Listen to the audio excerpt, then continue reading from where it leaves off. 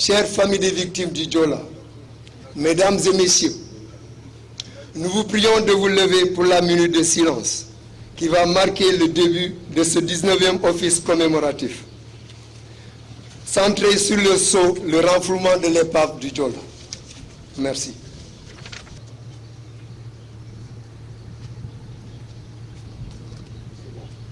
Merci beaucoup. Veuillez vous asseoir. Mesdames et messieurs, c'est pour nous un honneur toujours renouvelé de magnifier votre respect à travers cette présence hautement significative, malgré vos multiples responsabilités. Elle nous fait beaucoup de bien à nous tous et honore la mémoire de nos victimes. Nous vous serons gré de nous avoir accordé cette attention.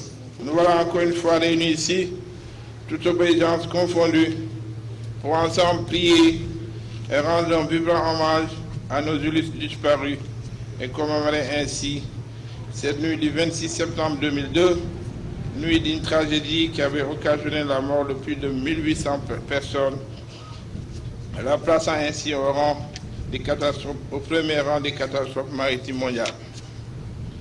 Il me revient à ma qualité de maire de la commune de Ziguinchor l'honneur de m'adresser à vous au nom des populations de Ziguinchor, au nom du conseil municipal et en mon nom personnel, Monsieur le ministre, pour vous souhaiter la bienvenue à vous et à toute la délégation et vous remercier tous de votre présence.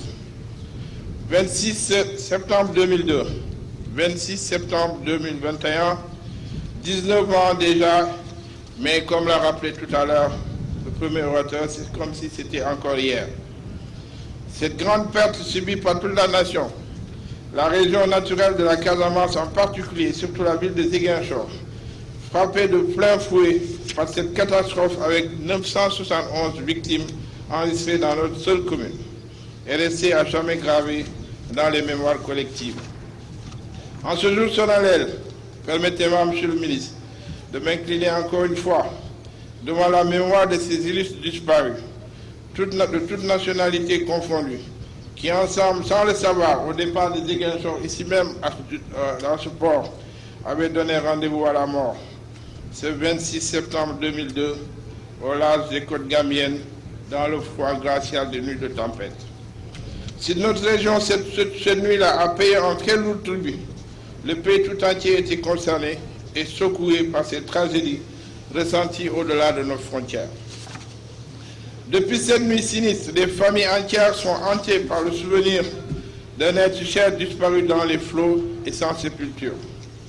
Parmi les plus affectés, Monsieur le ministre, figurent les enfants qui n'ont pas eu la joie de grandir sous les yeux d'un père ou d'une mère emportés par les flots.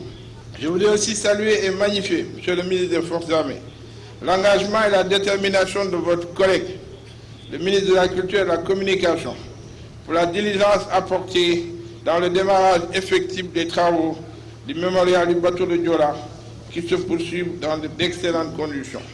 En ce qui concerne le transport fluvial maritime, les 3 bateaux, Aline Sitoé, Diatta, Agen et Diambogne, assuraient de façon très satisfaisante la desserte jusqu'au jour où Aline Sitoé a été retirée de la navette pour des raisons techniques.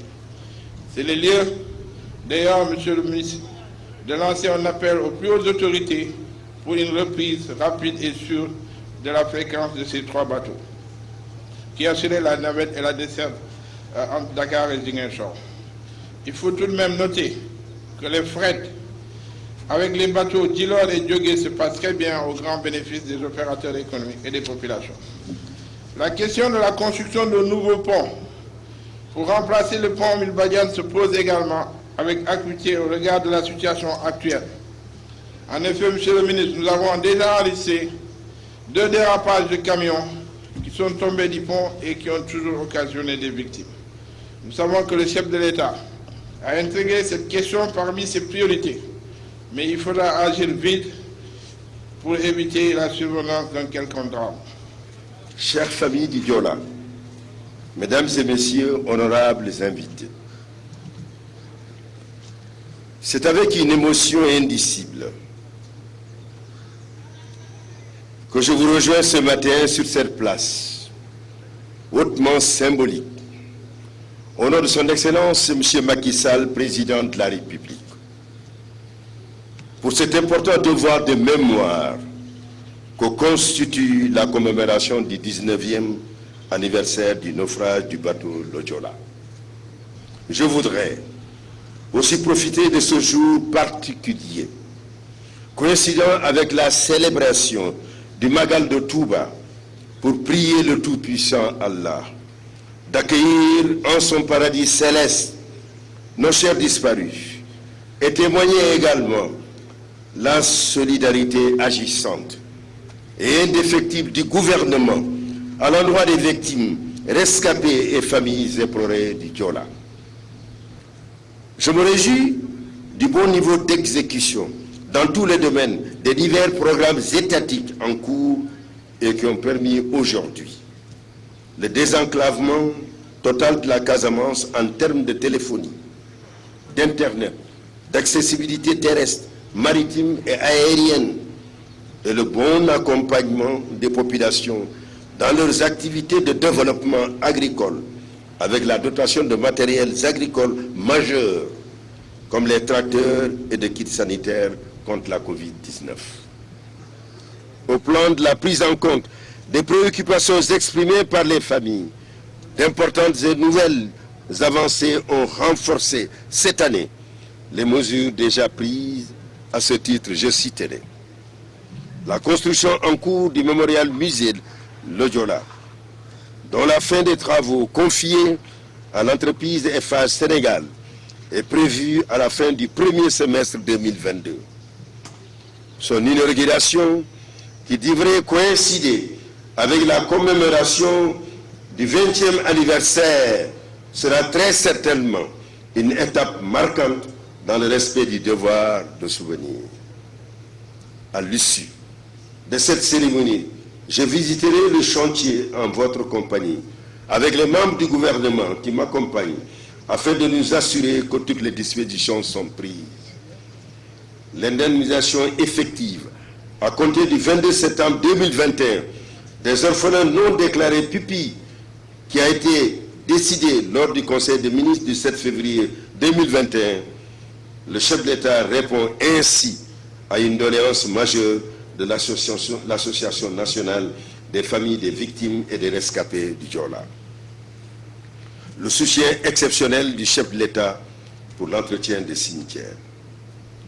Dans la même veine, le gouvernement a bien pris en compte les autres préoccupations pour lesquelles les réponses seront apportées conformément aux dispositions réglementaires et à la disponibilité qu'il a toujours démontrée. Il s'agit notamment du renflouement de l'épave du Joola, de la détermination des responsabilités juridiques et administratives du naufrage, du vote d'une loi instituant le 26 septembre, journée de souvenir des naufragés du Joola. Je renouvelle mes félicitations au président Boubacar Ba et à toute son équipe pour l'engagement, la disponibilité et la dignité avec laquelle vous prenez en charge auprès de l'État les préoccupations des familles. Je vous remercie de votre aimable attention.